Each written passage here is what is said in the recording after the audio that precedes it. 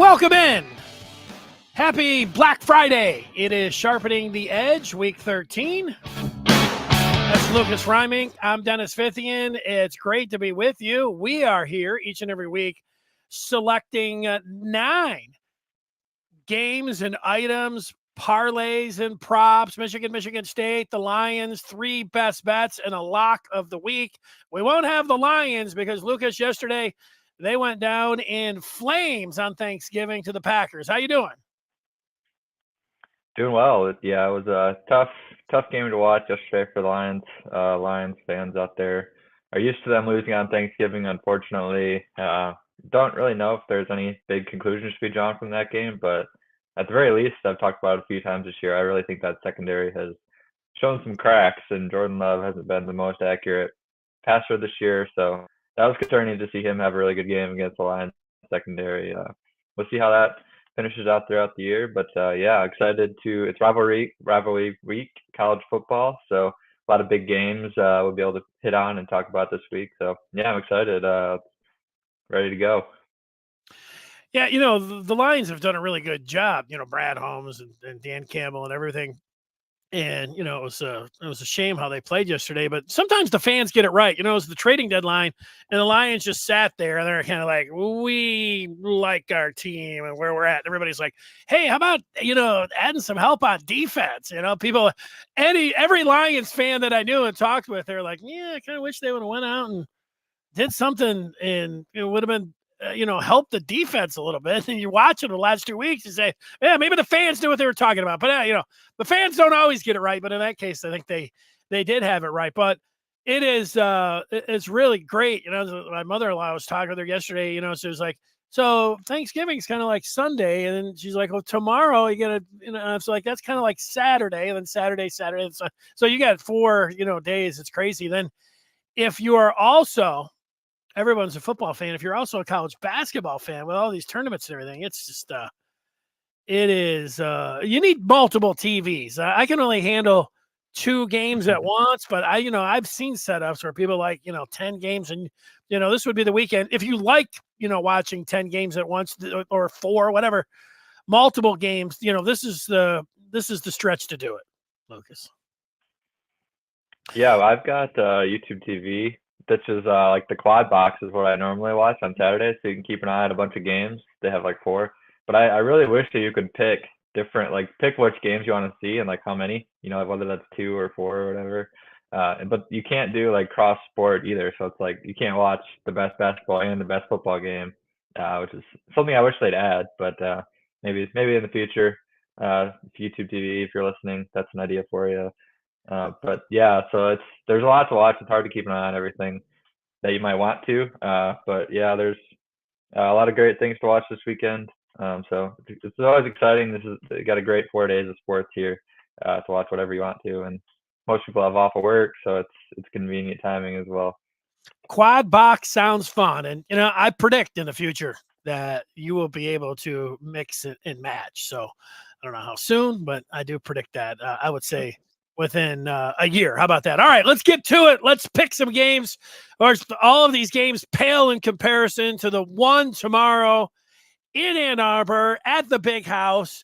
Michigan favored anywhere by 3, 3.5, and 4. I'm saying 3.5 as I sit here. As I look at this game, there's 2 things in this game. The 2 things that I really like about Michigan, I like a lot of things about Michigan, but the 2 things that give me a little bit of pause is not having Jim Harbaugh on the sideline. I don't know if Sharon Moore's been there 3 times and he's 3-0 in all those games. There's been situations where I wondered if it would have been different if Harbaugh would have been down there. So a little bit uneasy about not having Harbaugh down at the sideline. And then I think the difference is going to be J.J. McCarthy. And yet I'm not sure J.J. McCarthy is 100%.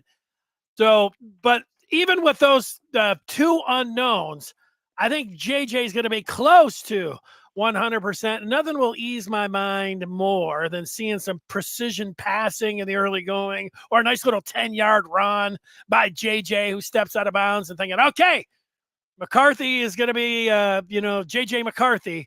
And so with that, I know everyone that's watching now wants to see the maize and blue prevail. They don't care if it's by 1 or 30. I have Michigan winning this game and covering 25-20 over the Ohio State Buckeyes tomorrow. Unfortunately, we got our first fight of the week. I have some of the same concerns that you do, and that's part of why I'm picking the Buckeyes here. I like a lot has been made about the quarterbacks in this game with Cal McCord and JJ McCarthy. I really believe Trevion Henderson is the key, and he's kind of the most important player in this game. Michigan's defensive line has been surprisingly mediocre, kind of against Penn State, stopping the run. They had a lot of success running both at them and kind of outside the tackle box. In Ohio State, they really like to run that stretch play, kind of get outside those defensive ends. Michigan's defensive interior has been really, really good. But I think Michigan's, if you're running at their edges, I think that's something that can be successful. And in terms of the athleticism and the strength of offensive lines that they've played, comparably to Penn State, Ohio State is really only the other one on their schedule who has those types of linemen who have the athleticism and the strength that might be able to give Michigan's edges some issues on stopping the run and some run fits and the linebackers. Trevion Henderson's kind of the key to that entire offense, in my opinion. Without him, it puts a lot of pressure on McCord to make the plays and drive down the field. And I don't think against this Michigan defense, that's the path to success if you're an Ohio State fan. But then on the other side of the ball, Ohio State's defense is really, really good.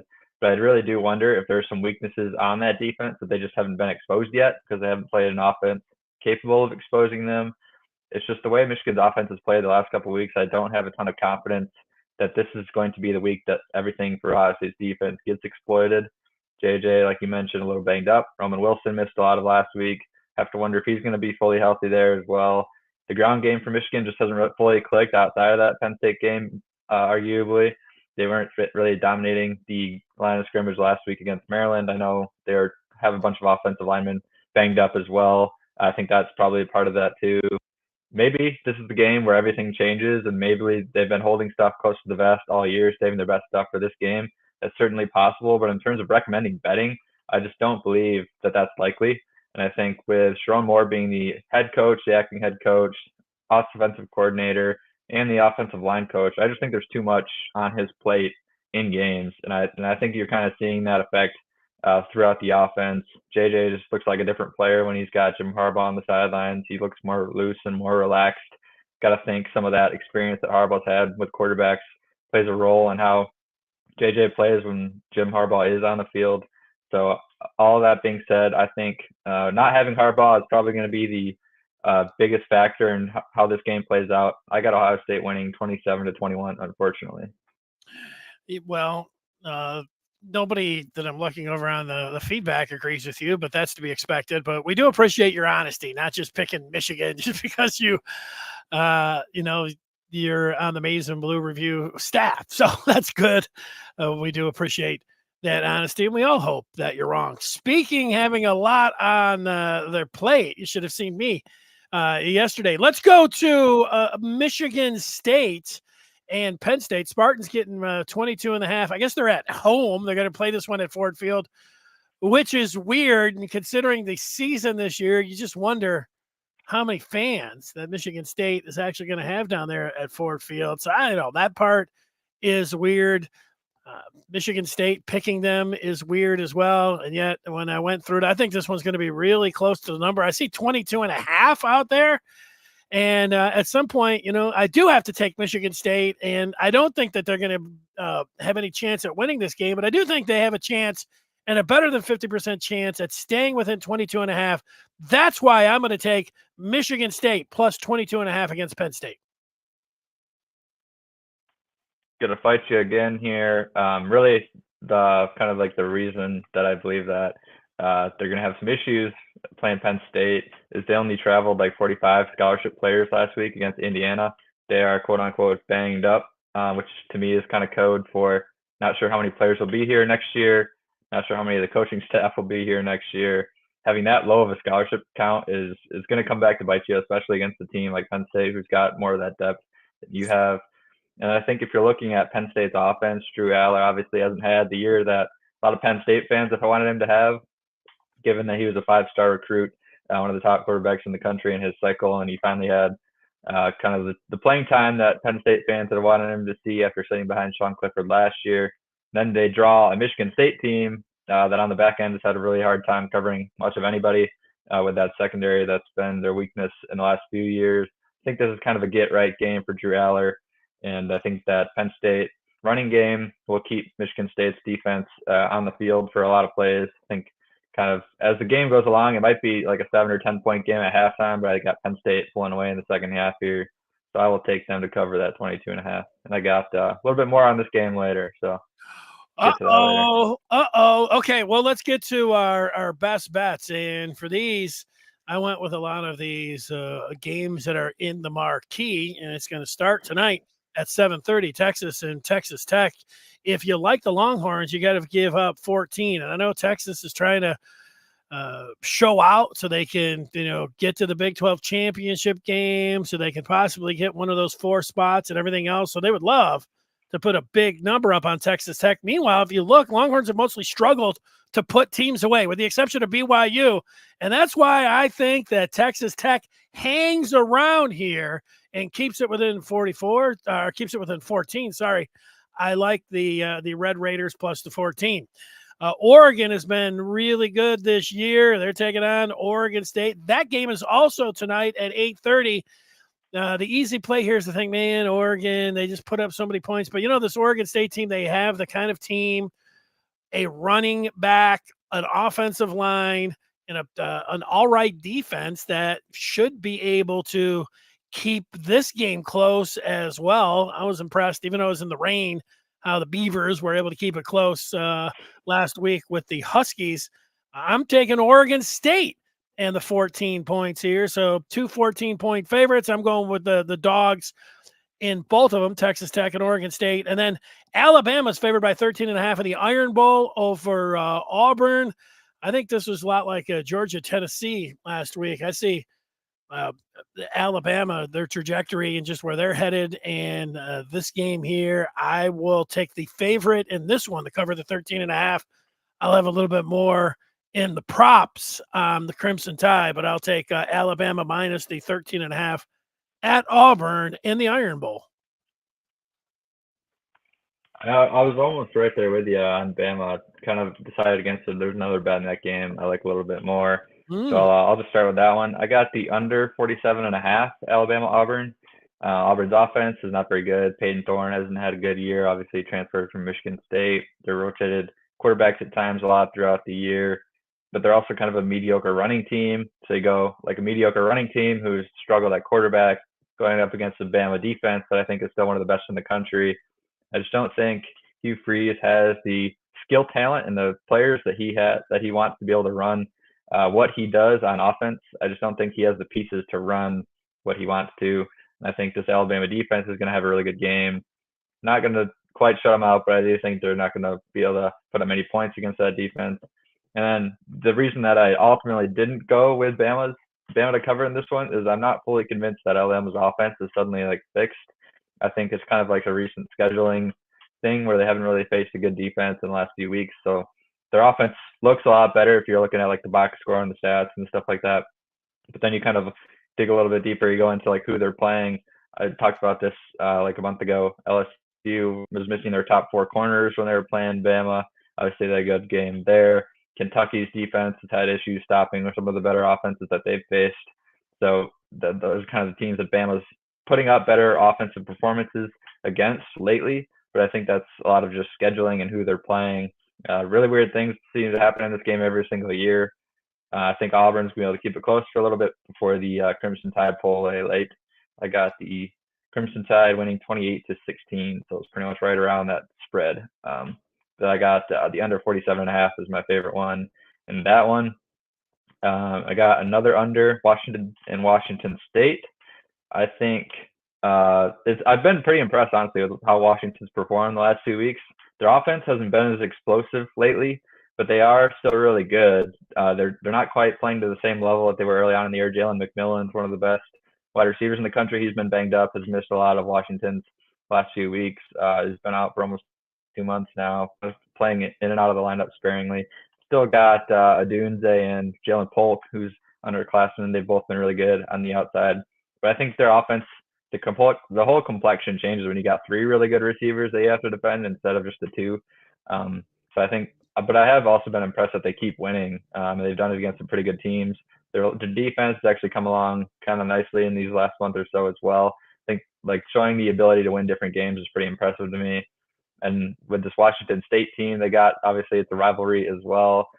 Cam Ward at quarterback for Washington State. It's got some receivers he can throw the ball to. But I got this one as more of like a 35-20 type of ball game. So I really like that under 67.5 there. And then Arizona State. I'm going to take the Wildcats, team you bet on quite a bit this year. I have this number closer to 17 instead of the 10, so I'm going to take that, crossing a couple of key numbers that I really like in terms of value. Arizona State's had a pretty bad year. True freshman quarterback Jaden Rashada started the year. He got hurt very early on. Had a pretty public divorce over NIL issues with Florida last year. He started this year, been hurt. They really just struggled to throw the football all year since he went down. In the last few weeks, they scored 3 against Utah, 17 against UCLA, but they only put up like 250 yards of scrimmage in that game. So it's even a little bit fluky that they even got to the 17. And then 13 against Oregon last week, but 10 of it was after they were down 43-9 or 49-3, excuse me, in garbage time there. So not putting up good, consistent offensive numbers against the defenses that they've played in the last month or so.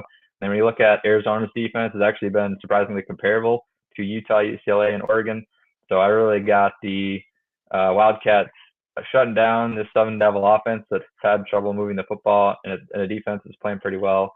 I got Arizona winning 28-13, so I'll take them to cover that 10.5 there. I like that pick. I thought about that one all day long. That's Lucas Reimink and his trio of picks. We've got a prop and a parlay, and I'm going to throw both of those your way. Looked at the Michigan game. I'm all maize and blue in this prop. I thought about J.J. McCarthy scoring a touchdown plus 320, but then I went back and said, how can I'm not sure he's 100%. So I'm not going to bet J.J. McCarthy there. I don't know if that was baked in with the plus 320 or not. But so I stayed away from that one. And then I started looking at Blake Corum. And, you can get anytime touchdowns and things like that if I just wanted to look for a W. But what I'm looking for is Michigan to win. And I've got Blake Corum just for the prop. If he goes over 100 yards, plus 160. I like the plus 160 with Blake Corum over 100 yards. So that is my prop and my parlay. I'm going to go to the Iron Bowl, and I'm going with anytime touchdowns from the quarterback and the running back from Alabama. That's Jalen Milroe. He scores every week, and so does Jace McClellan. Those guys, they both score anytime touchdown, plus 130. That's my parlay, the Tides touchdown scores, and then Blake Corum over 100 yards plus 160 for my prop. Not bad. For my parlay, it's the same game parlay. Mentioned that I had more on the Penn State-Michigan State game, and this is where that comes into play. My parlay is the same game parlay in the Penn State-Michigan State game. I got Penn State to win and under 42.5. I really think there's a chance that Penn State is going to shut them out in this one. So that's kind of a matter of how many points do they put up on offense themselves. I have this game projected out to like a 35-7 type of ball game. So that would give me both of that under and the Penn State win. No way this should be plus odds in my opinion. I think this is more likely to hit than not. So it should be minus odds instead of plus odds. So I really like that plus 105 there that you're getting with that. And then I am going to take JJ's passing yards over. So fun fact, Ohio State actually hasn't allowed a passer to go over 205 passing yards all year. But like I mentioned, I really think that's kind of part of it is just because the Buckeyes haven't faced a good passing attack all year. And I think Michigan, in terms of the analytics and the EPA per passing attempts and all that stuff, they're very good. They're like top 5, top 10 in the country, depending on which metric you're looking at. So I think this is the best passing attack that Ohio State's faced all year. They love to play cover 1, cover 0. They played a ton last year, so that's it's very pressure heavy. They're gonna bring the house. They're gonna want to get after JJ and try and stop their run as much as they can, and that's gonna leave them exposed a little bit on the back end. I think Roman Wilson could have a big day if he's going to be fully healthy. I think the tight ends will both have a good day if they're healthy. I think the passing attack for Michigan is the better matchup for me on paper versus the rushing attack. And I think no matter if they're winning or not, I think Michigan's going to want to open up that passing game to at least show Ohio State that they do have to respect the pass and the run. And obviously, how we saw that kind of how that went last year, it was a bunch of big plays. I don't think it'll be like the same kind of offensive explosion through the passing game we saw last year, but I think I still do think they're going to have success throwing the football against this Ohio State defense. I just think it's going to be more of a struggle to run the ball than you might expect. So I got JJ going over is 198.5 is the line that I saw, and I like that. I like to go over there. All right. We have the parlays and the props. That leaves us with just our lock of the week. And for this one, I am going to the Wisconsin Minnesota game, and I am taking the under 42.5. I've hit on this one last week or the week before. I'm not sure which one, but I look at these two teams and I look at that total, and this looks more like a 17-13 type ball game to me. So I'll gladly go with the under 42.5 Minnesota hosting Wisconsin for my lock of the week. Nice. My lock of the week, I'm going to take UCLA 9.5 against Cal. Cal's offense is pretty much ran through Jaden Ott, which is their star running back there. He's a really good player. He'll be in the NFL either next year or the year after that.